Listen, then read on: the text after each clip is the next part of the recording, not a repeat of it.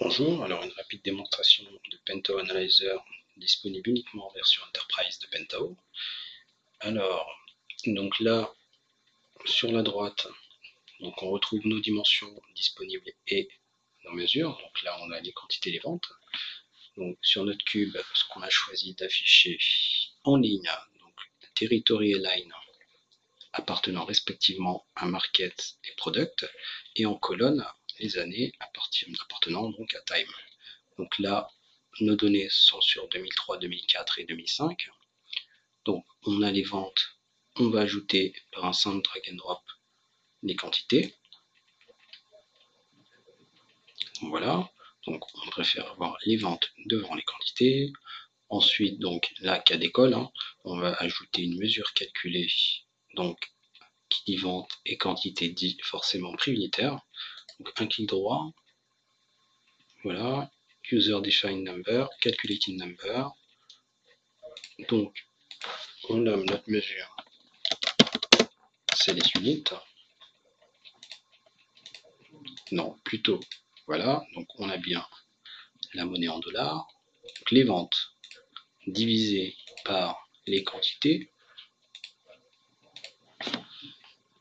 et là on s'aperçoit, donc par année, on a bien nos ventes, nos quantités et notre prix unitaire, donc 115 divisé par 1,052, ça fait bien 109,33. Alors, on va ajouter, là on peut ajouter autant de dimensions qu'on veut, on va ajouter le niveau hiérarchique. Voilà, quarter, donc trimestre, on va avoir les ventes par trimestre, on va utiliser sur chaque trimestre d'année. Donc là, 2003, voilà, 2004 et 2005. On va revenir, donc là on va garder les années comme c'était avant. Ensuite, donc là, la mesure calculée, là, on peut en ajouter bien sûr autant qu'on veut, on peut éditer. Donc celles qui ont été, voilà, donc celles de tout à l'heure. Donc OK. Ensuite, donc là, qu'est-ce que j'ai? Je peux faire un total, par exemple, par territoire, sous-total. Voilà. Et voilà, donc là, j'ai le total en somme et en moyenne. Eh bien, je peux choisir, par exemple ici, je peux ajouter aussi la somme. Donc voilà les différents agrégats disponibles, sum average, max min, pour les ventes. Voilà, je vais ajouter aussi la moyenne pour les quantités. Voilà, donc là j'ai une moyenne, j'ai une somme, donc 3496, la moyenne 699. Les sales units, bon, les sales units on va laisser en somme. Voilà. Ensuite, donc ce qu'on peut faire de ce rapport, donc là on a très vite compliqué, on peut bien sûr avoir une autre vue. Voilà, une vue un peu plus linéaire de nos dimensions et nos mesures. On cache la vue. Donc là, on va ajouter un filtre au niveau des quantités, plutôt au niveau du territoire, les filters. Voilà, donc là on a les territoires disponibles. On va dire que voilà, included, donc excluded. On va choisir APAC. Voilà. Donc là, le cube se met à jour, on n'a que APAC. Donc là, nos deux filtres sont bien là. Donc le filtre existant, qui est un top 5, voilà, donc là, on peut faire, en fait, ce qu'on a fait, c'est sur les ventes, donc par produit, les 5 meilleures ventes, en fait, les 5 meilleurs produits vendus. Voilà.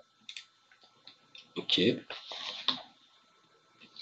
Voilà, donc là, on a APAC, on va rajouter, enlever, pardon, les sous-totaux. Voilà.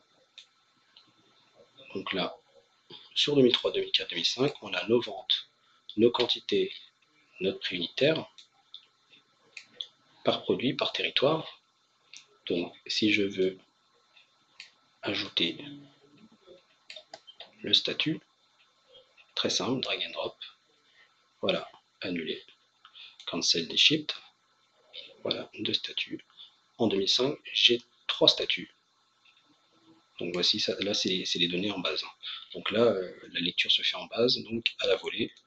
Donc c'est quand même des temps de réponse assez corrects, hein, même bien plus que corrects, pour ce cube. Alors, donc derrière, ce qu'on va pouvoir faire, un graphe.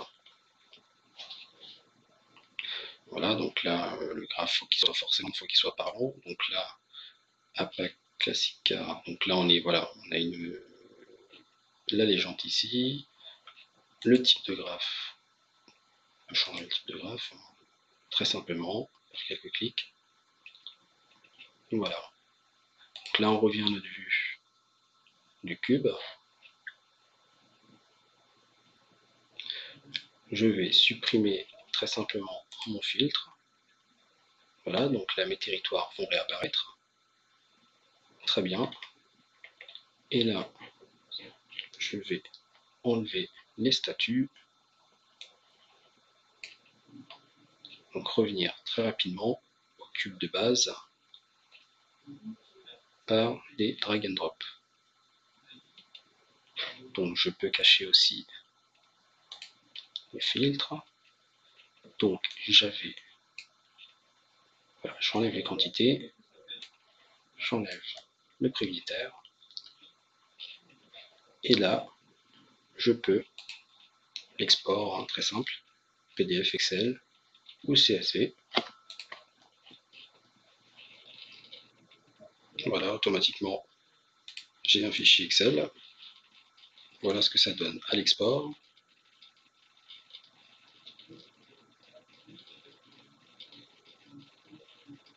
Voilà, donc là, lancement Microsoft Excel, voilà, on prend un peu de temps, mais on y arrive avec les données qui vont nous aider à trier notre fichier.